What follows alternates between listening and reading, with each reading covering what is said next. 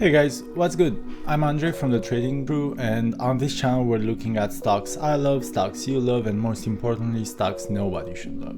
So on this episode I want to have a look at where exactly to add your stop loss. A lot of people are asking this question, and I feel like I wanted to show you guys how I usually go about it and why there's never a very clear cut and paste answer, but why you can apply the same logic to all trades and really put yourself in a great position. So with that in mind, let's go ahead and hop into webull and have a look at a couple of scenarios here.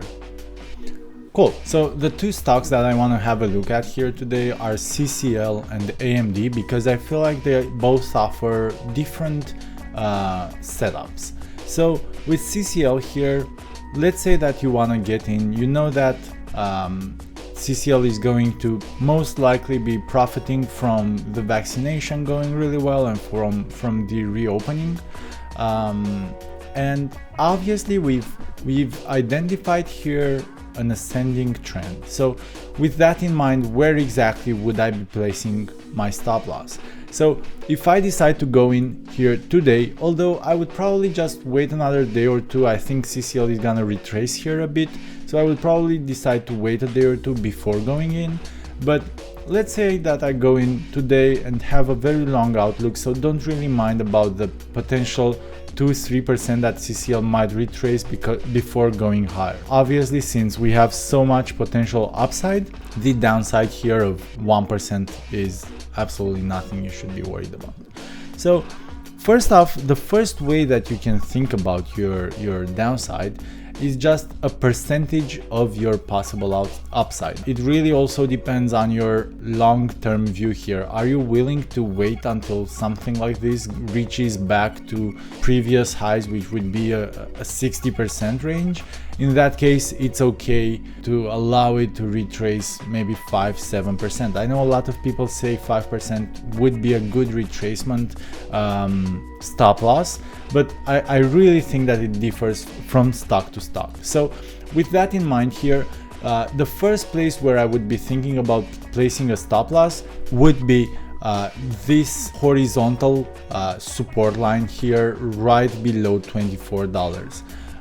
If you want to be more conservative than that and maybe you have a shorter time view, I think that if the stock here breaks through this ascending support, it will potentially stop here, but you might want to place your stop loss immediately sub this this support here, so maybe somewhere in the $26.5 range. That would be right around 11% from where we're currently at. If you want to go below this other support here, we would be looking at $24, so that's quite a hefty retracement of around 22%. So if you're somebody that's newer, or maybe you're somebody that doesn't really have a long-term outlook on CCL, I wouldn't be recommending going that low. The one other key thing to remember here is the fact that market makers often manipulate stocks to trigger stop losses before stocks go higher. So one of those cases is whenever you guys see a significant sting here at the bottom of a bullish pin bar, it's really important to know that in all likelihood there were some stop losses at this level that the market makers triggered. So maybe if you're aiming at being below this support line, maybe you give it another $1 or so that you're not being triggered. So with that in mind, let's have a look at AMD here for another example of potential good stop loss points. So with AMD, we've noticed the fact that it's quite range bound here between $94 and $73. We would definitely be looking at the $73 range as a potential stop loss, and I would actually quite probably go down to as low as 72.5. And again, it really depends on your risk appetite, on what your outlook is, on how long you're planning on holding this stock, because if you really plan on just holding it a couple of weeks, then 10% of potential downside is way too much for you, and it's not really something that would ever be regained within a couple of weeks, especially for a stock like AMD. So you shouldn't allow yourself to get that low. Obviously AMD also has this gap over here down that hasn't been filled yet, so that's a potential another reason why we definitely want to have a stop loss here in the $73 range. Make sure that we don't allow ourselves to be caught in a position that really goes as low as potentially 89, or maybe even filling this other gap here that's around $61. So it's really important, again guys, to place a stop loss.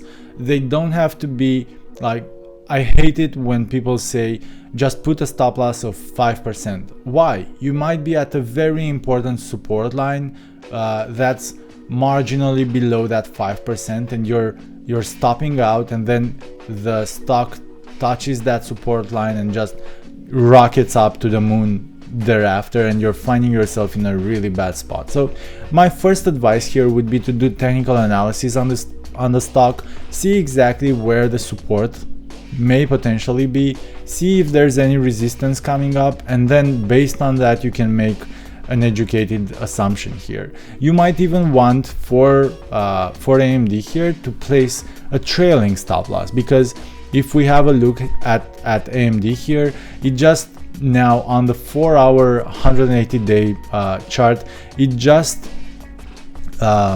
broke above the 180 MA here. So since it doesn't really seem to have a lot of strength here, as soon as it broke out, it started going lower again. It might retrace. So if you're in AMD right now, you might want to set a trailing stop loss, maybe 1, maybe 2%. But if you're just looking at entering AMD, maybe the next trading day, it's really important for you guys to set up a stop loss, and I would personally go around the $73 range here, especially since we're also gonna cross the I believe this is the 300 moving average here, so especially more important because that alone would potentially act as another level of support. So that's it for today's video, guys. If you have any questions, let me know in the comment section below. If you enjoy the content, please leave it a thumbs up, subscribe, and I'll be back with a lot more quality videos. Have a good one. Take care. Bye bye.